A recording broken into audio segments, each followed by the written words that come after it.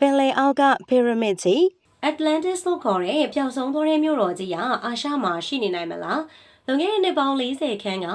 ဂျပန်ကျွန်းစုတစ်ခုရဲ့ကမ်းလွန်မှာရှေးဟောင်းမြို့တော်တစ်ခုနဲ့တူတဲ့ကြီးမားတဲ့ကြောက်တုံးအဆောက်အုံတွေကိုရှင်ကုတ်သမားတို့ကတွေ့ရှိခဲ့ပါတယ်။ဒါကို Shonen Kuni Monument လို့ခေါ်ပေမဲ့လူသိနေပြီးတော့လျှို့ဝှက်ချက်တစ်ခုလိုဖြစ်နေပါတယ်။1986ခုနှစ်မှာ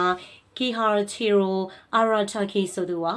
ကမ္ဘာလိပ်ခီးသည်တွေအတွက်နေရာသစ်ရှာရင်းနဲ့ရေအောက်85ပေအနက်မှာဒီထူးဆန်းတဲ့ကြောက်တုံးကြီးတွေကိုစတင်တွေ့ရှိခဲ့တာပါ။၎င်းမှာအေယာမလေကတစ်တွေညီညာတဲ့ပလက်ဖောင်းတွေနဲ့တောင်းမှန်တဲ့ရန်တွေပါဝင်ပြီးတော့ဒုတယ်တွေကကြီးမားလွန်လာပါတယ်။ဝဲကရုပုံစံလေကတစ်တစ်ခုကိုမြင်လိုက်ရတဲ့အချိန်မှာတော့ဒါဟာတဘာဝအတိုင်းဖြစ်လာတာမဟုတ်ဘူးလို့သူတည်တည်ချာချာယုံကြည်သွားပြီးတော့အာနာပိုင်တွေကိုသတင်းပို့ခဲ့ပါတယ်။နောက်ပိုင်းမှာသိပ္ပံပညာရှင်တွေတွားရောက်လေ့လာခဲ့ပြီး90ဒီဂရီထောင်းနေလီကတစ်တွေနဲ့မက္ကဆီကိုက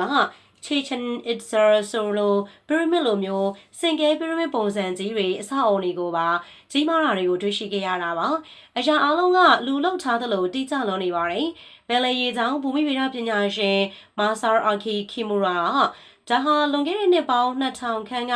ငလင်ကြောင့်နင်းမြုပ်သွားတဲ့ရှေးဟောင်းမြို့တော်ဖြစ်နိုင်ပြီးတော့ပျောက်ဆုံးသွားတဲ့မြို့သို့မဟုတ်လမ်မိုရီယာဒိုင်ဂျီရဲ့အစိပ်ပိုင်းဖြစ်နိုင်တယ်လို့ယူဆရပါတယ်။အကယ်၍ဒါဟာလူလောက်တာမှန်ရင်တော့အီဂျစ်ကဂီဇာပီရမစ်တွေဒါမှမဟုတ်တူရီကီက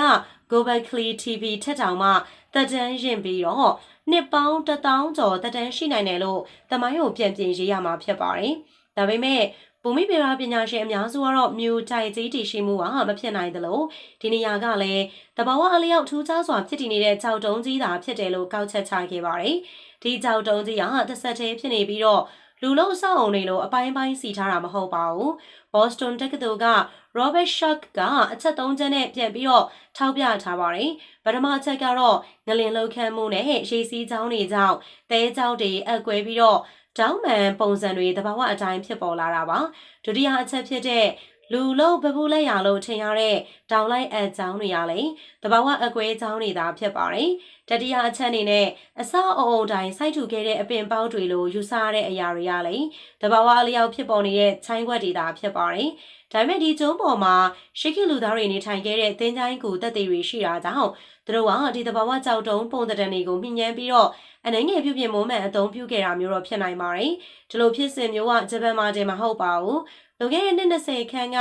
ဂျူဘန်ကန်လွန်မှာလည်းပီရမစ်လိုပုံစံမျိုးတွေတွေးလို့ Atlantis လို့ထင်ခဲ့ကြပေမဲ့ခိုင်မာတဲ့သက်သေမရှိလို့ပျောက်ကွယ်သွားခဲ့ပါတယ်အိုင်ယာလန်က Gain Coswell မှာဆိုရင်လည်းချော်ရည်တွေအေးခဲပြီးတော့တဘာဝအတိုင်းဖြစ်ပေါ်နေတဲ့စက်တကန်ပုံစံကြောက်တိုင်ကြီးတွေကိုတွေ့နိုင်ပါတယ်။ဒါကြောင့်လက်ရှိမှာဂျပန်အာဏာပိုင်တွေကဒါကိုကမ္ဘာလှည့်ခီးသွားလမ်းညွှန်တွေထဲမှာထည့်သွင်းထားခြင်းမရှိသလိုရှေးဟောင်းသူတေသနာနယ်မြေအဖြစ်လည်းအတိအမှတ်မပြုပါဘူး။ဘာဖြစ်လို့လဲဆိုတော့လူသားတွေအသုံးပြုခဲ့တဲ့ကိရိယာဒါမှမဟုတ်စာတမ်းအမှတ်အသားစတဲ့ခိုင်မာတဲ့သက်သေမရှိလို့ဖြစ်ပါတယ်။လောလောဆယ်မှာတော့ Shaninkuni Monument ကထူးခြားဆန်းပြပေမဲ့တဘာဝအတိုင်းဖြစ်တည်နေတဲ့ကြောက်တုံးကြီးတစ်ခုအဖြစ်သာရှိနေသေးပဲဖြစ်ပါတယ်ရှင်။